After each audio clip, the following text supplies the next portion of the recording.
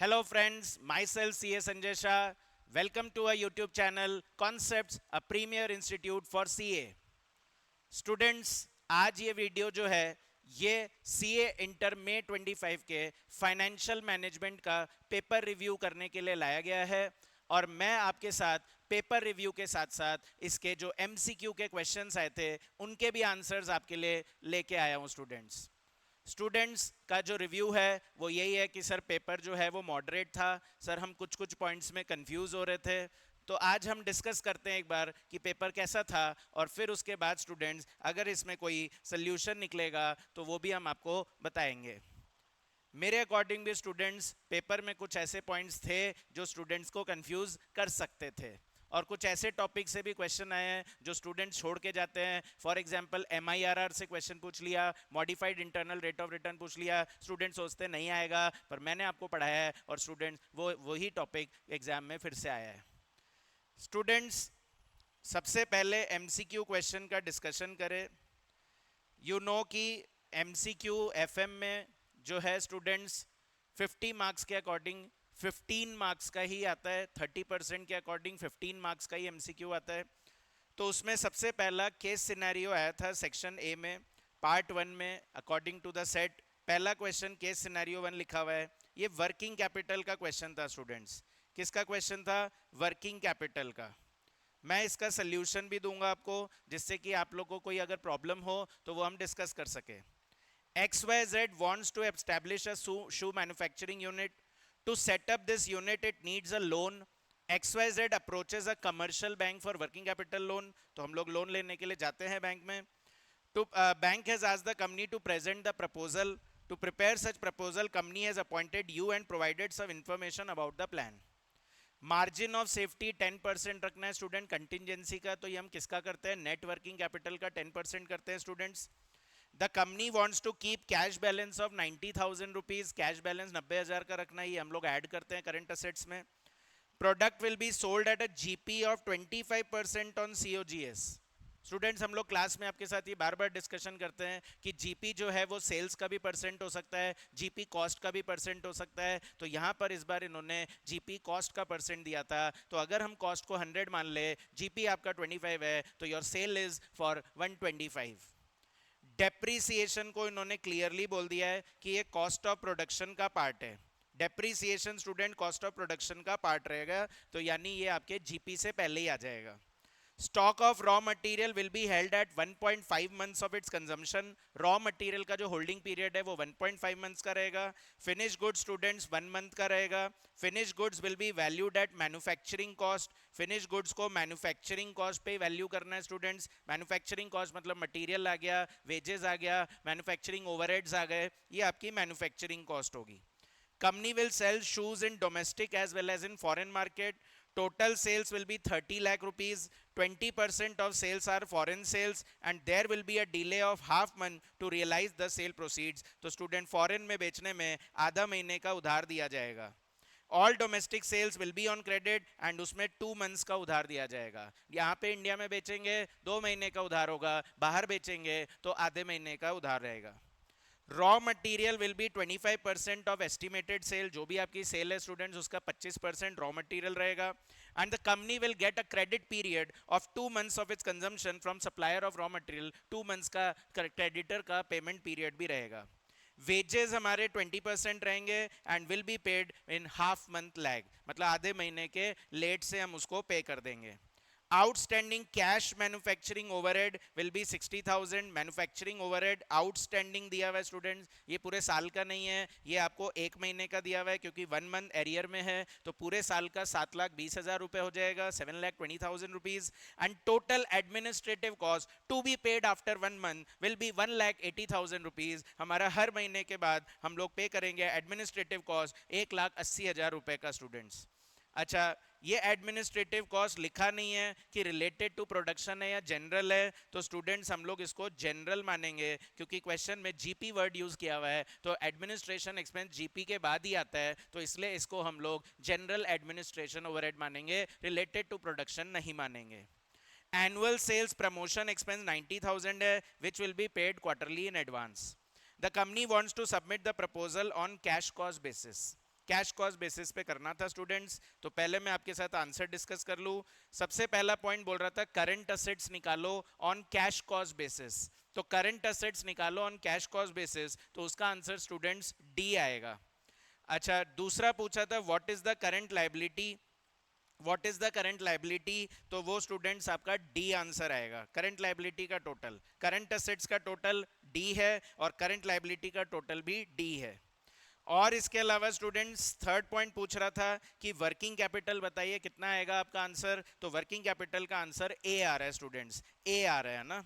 और इसके अलावा फोर्थ पॉइंट पूछ रहा था कि मैन्युफैक्चरिंग कॉस्ट बताइए और कॉस्ट ऑफ सेल्स बताइए। मैन्युफैक्चरिंग कॉस्ट में एडमिनिस्ट्रेशन और सेलिंग ऐड नहीं होता, और अगर कॉस्ट ऑफ सेल्स बोल रहे हैं तो उसमें एडमिनिस्ट्रेशन और सेलिंग ऐड हो जाएगा, तो उसका आंसर स्टूडेंट्स सी आ जाएगा।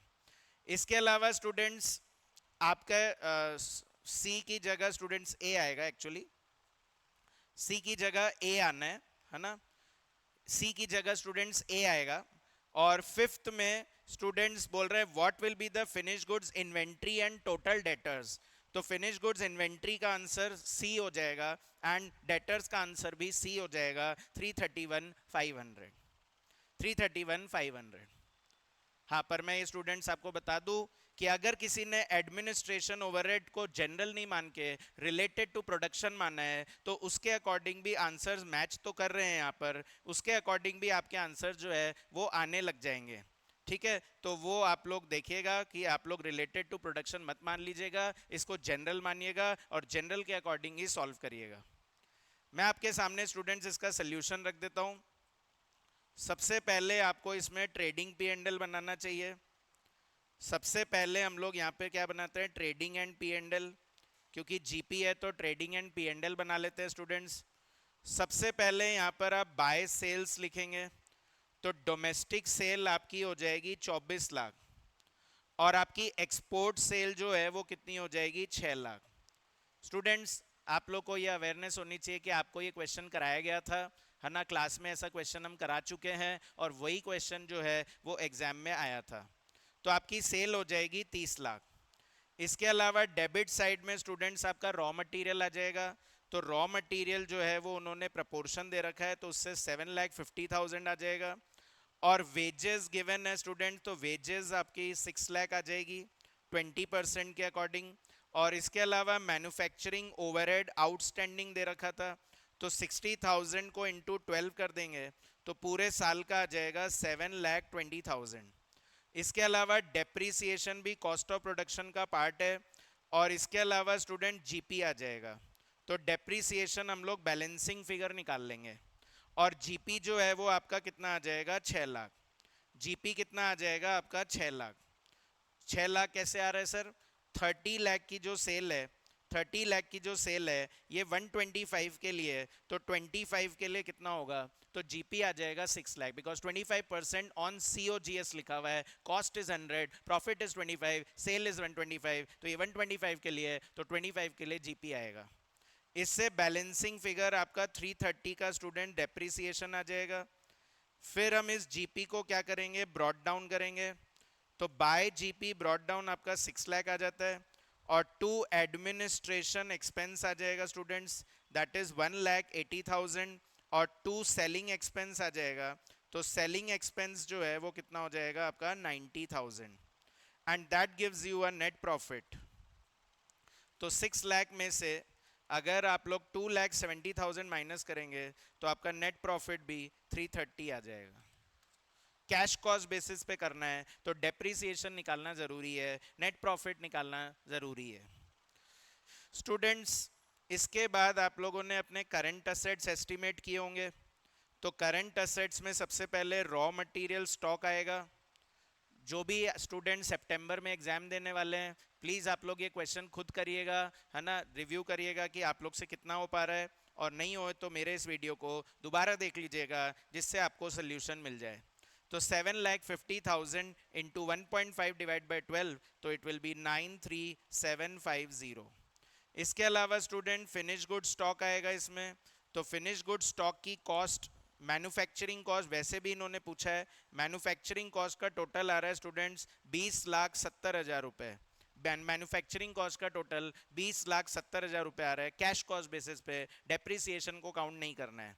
तो फिनिश गुड स्टॉक आ जाएगा आपका, दैट इज 20,70,000 एंड मल्टीप्लाई कर दीजिएगा उसे 1/12 से, तो आपका आंसर 172,500 आ जाएगा। इसके अलावा स्टूडेंट डेटर्स आएंगे, तो डेटर्स में हम कॉस्ट ऑफ सेल को बांट देंगे सेल्स के रेशो में, कॉस्ट ऑफ सेल्स को बांट देंगे स्टूडेंट सेल्स के रेशो में।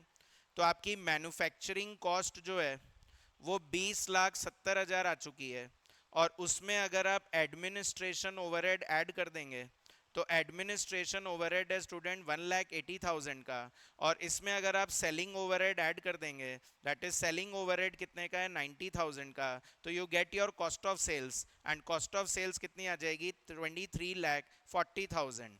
इसको आप डोमेस्टिक और एक्सपोर्ट में बांट दीजिए in the ratio of sales, in the ratio of sales.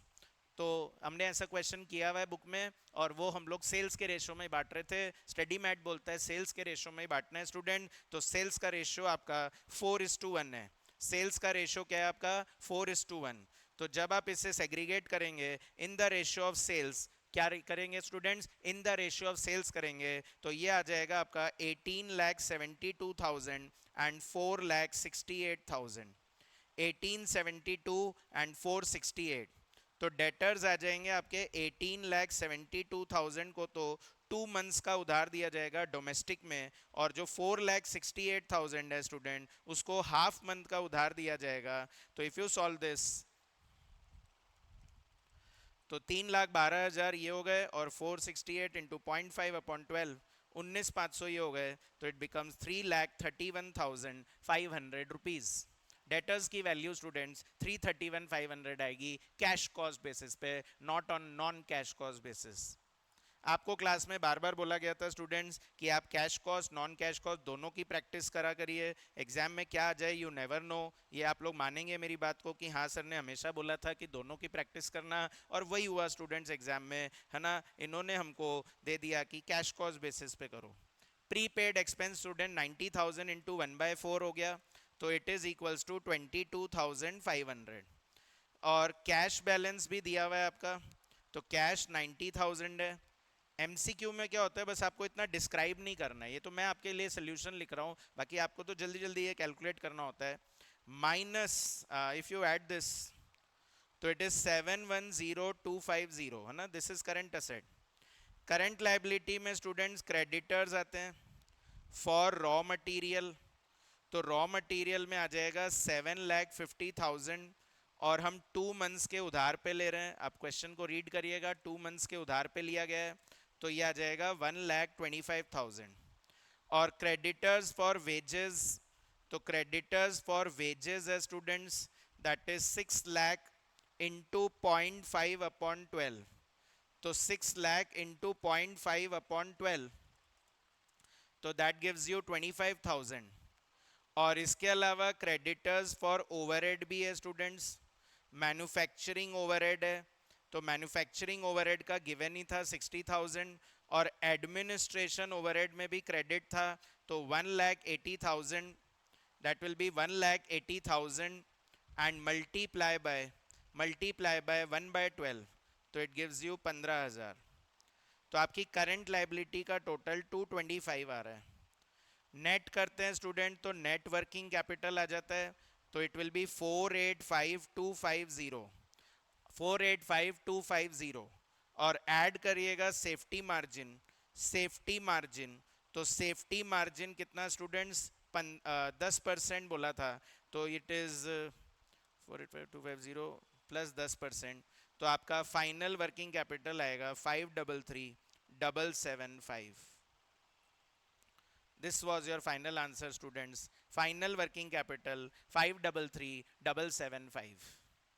तो दो बातें यहाँ पर ध्यान रखने की थी, एक एडमिनिस्ट्रेशन ओवरहेड को ट्रेडिंग में मत ले जाना, उसमें नहीं लिखा हुआ है कि वो रिलेटेड टू प्रोडक्शन है, वो जीपी के बाद आता है स्टूडेंट्स। और इसके अलावा दूसरी बात जो यहाँ ध्यान रखने की थी वो ये कि हमको कॉस्ट ऑफ सेल को 2 पार्ट में स्प्लिट करना था, तो कॉस्ट ऑफ सेल को कैसे बांटेंगे, in the ratio of their sales, 4:1 में बांटेंगे। तो 10 स्टूडेंट्स आपके आंसर्स ये आ जाएंगे। करंट असेट्स का स्टूडेंट डी आ जाएगा, करंट लाइबिलिटी का स्टूडेंट्स आपका डी आ जाएगा, वर्किंग कैपिटल का आपका आंसर ए आ जाएगा। और इसके अलावा फोर्थ में हमने बोला आंसर ए आएगा। 2070 मैन्युफैक्चरिंग कॉस्ट है, कॉस्ट ऑफ सेल 2340 है। और इसके अलावा स्टूडेंट्स, और वही होता है अगर आप रिलेटेड टू प्रोडक्शन मानते हैं तो 2250 आपका मैन्युफैक्चरिंग कॉस्ट आता है, जो कि रॉन्ग है। और इसके अलावा स्टूडेंट इन्वेंट्री 172,500 और डेटर्स आपका 331,500 है। और अगर किसी ने एडमिनिस्ट्रेशन ओवरहेड को रिलेटेड टू प्रोडक्शन मान लिया होगा तो उसका 187,500 आया होगा, जो कि गलत हो जाएगा। तो ये स्टूडेंट्स आपके एक बड़े केस सिनेरियो के आंसर्स थे जो मैंने आपके साथ विद सोल्यूशन डिस्कस कर लिए। तो आई होप कि आपको मेरे वीडियो पसंद आ रहे हैं। और प्लीज़ अगर स्टूडेंट्स आप नए हैं तो इस चैनल को सब्सक्राइब जरूर कर लीजिएगा, और ये वीडियो अगर पसंद आए तो इसे शेयर भी करिएगा। अपने मार्क्स जरूर बताना कमेंट्स में, मुझे बहुत अच्छा लगता है जब स्टूडेंट मेरे साथ इंटरेक्ट करते हैं। तो अपने मार्क्स बताइए, ठीक है, और मुझे बताइए कि आपके एमसीक्यू में कितने मार्क्स आ रहे हैं। 6th क्वेश्चन स्टूडेंट्स, ये आपका केई का क्वेश्चन था, कॉस्ट ऑफ कैपिटल का। स्टूडेंट्स एक डिस्क्रिप्टिव क्वेश्चन भी आया है कॉस्ट ऑफ कैपिटल का, और एक ये एमसीक्यू भी आया है 1 मार्क्स का। Q is planning to pay a dividend of 2 per share, तो this is treated as D1। Growth rate students आपकी 8% है, this is G। Market price आपकी 51 है, ये P0 है। और फ्लोटेशन कॉस्ट आपका 1 रुपी है, this is your small f। What will be the KE? तो KE will be equals to, new निकालना होता है यहाँ पर, D1 upon P0 minus F plus G। तो D1 हो जाएगा students 2, P0 51 minus 1 sorry, and plus G that is 8%, तो दैट अमाउंट्स टू 12%। और आपका आंसर 6th का C है आंसर, 6th का स्टूडेंट्स C आंसर है। के सर लिखा तो नहीं था कि ओल्ड निकालना है या न्यू, पर वही है, फ्लोटेशन कॉस्ट जब दिया होता है तो वी ऑलवेज कैलकुलेट के न्यू, ऐसा क्लास में पढ़ाया जाता है। 7th क्वेश्चन है स्टूडेंट्स, रेशियो और लिवरेज को मिक्स किया स्टूडेंट्स। 7th का आंसर बी आएगा, DFL का, है ना। बोल रहा है नेट वर्थ 5 लाख है, इसी को हम इक्विटी बोलते हैं। डेट इक्विटी रेशियो स्टूडेंट्स 2 है, that is debt upon equity. तो इक्विटी तो पता ही है 5 लाख, तो डेट आ जाएगा 10 लाख। उस पर इंटरेस्ट लगाओगे 10%, तो 1 लाख रुपए का इंटरेस्ट हो जाएगा। ऑपरेटिंग प्रॉफिट को स्टूडेंट्स हम लोग EBIT बोलते हैं, तो 4 लाख का EBIT है, तो स्टूडेंट्स DFL आ जाएगा, that is EBIT upon EBIT minus I, that is EBIT आपका है कितना, 4 लाख, एंड अपॉन 4 माइनस 1, तो दैट अमाउंट्स टू 1.33। आपका स्टूडेंट 7th का आंसर बी हो जाएगा। आपको हमेशा बोला गया है कि लिवरेज एक इंपॉर्टेंट चैप्टर है स्टूडेंट्स, इस पे भी डिस्क्रिप्टिव क्वेश्चन भी है और इसमें MCQ क्वेश्चन भी आया है। स्टूडेंट्स कैपिटल बजटिंग से क्वेश्चन आया, 8th क्वेश्चन MCQ। आपको एक हम टॉपिक पढ़ाते थे कि लाइफ जब सेम होती है प्रोजेक्ट्स की तो हम लोग नॉर्मल एनपीवी लगाते हैं, पर अगर लाइफ डिफरेंट हो तो हम लोग EANPV लगाते हैं। तो ये उसी का क्वेश्चन है स्टूडेंट्स, EANPV का, equivalent annual net present value.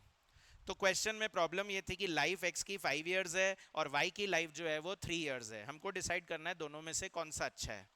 जैसा कि मैं आपको हमेशा बोलता था, क्यूमुलेटिव पीवी फैक्टर गिवन होंगे, तो स्टूडेंट 5 साल का दिया हुआ है 3.791 और 3 साल का दिया हुआ है 2.487, एंड इससे आपका आंसर बी आएगा स्टूडेंट्स, EANPV का 18541363369।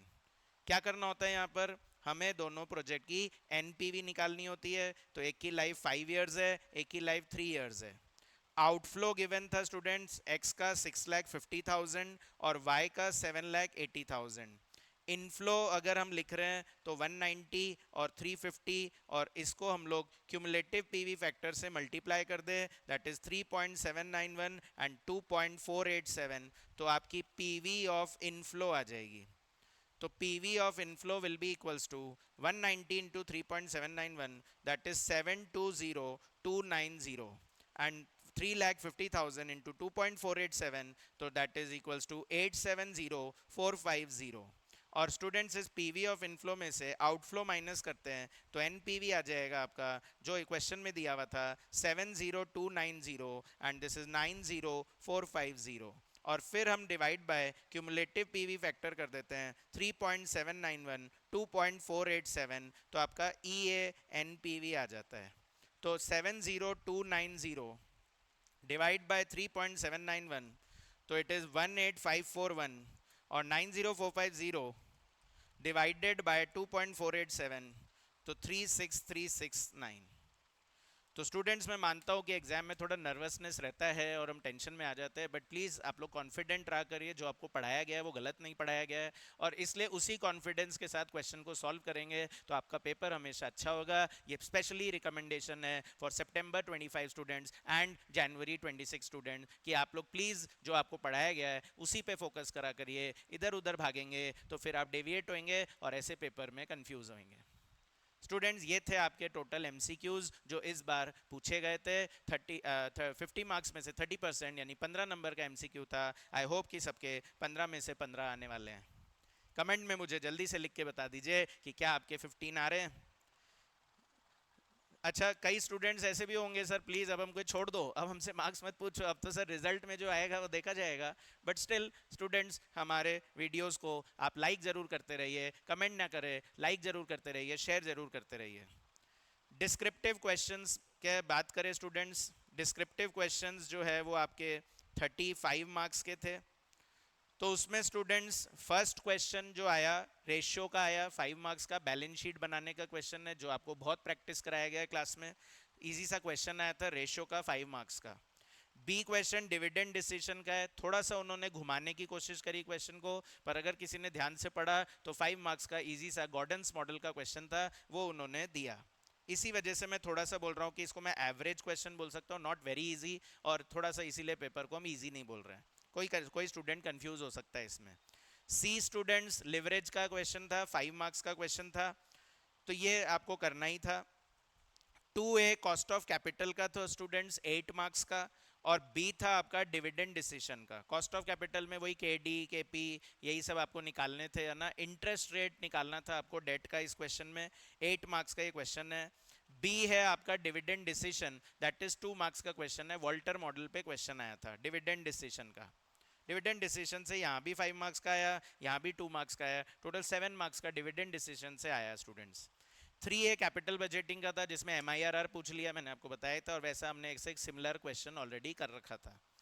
बी कैपिटल स्ट्रक्चर का था MM मॉडल का स्टूडेंट्स, MM मॉडल का क्वेश्चन आ गया, ऐसा हमने क्लास में अगेन कर रखा था। थ्योरी क्वेश्चन आप लोग ड्रॉप कर सकते थे अगर आप लोगों ने सारे प्रैक्टिकल अटेम्प्ट कर लिए होंगे।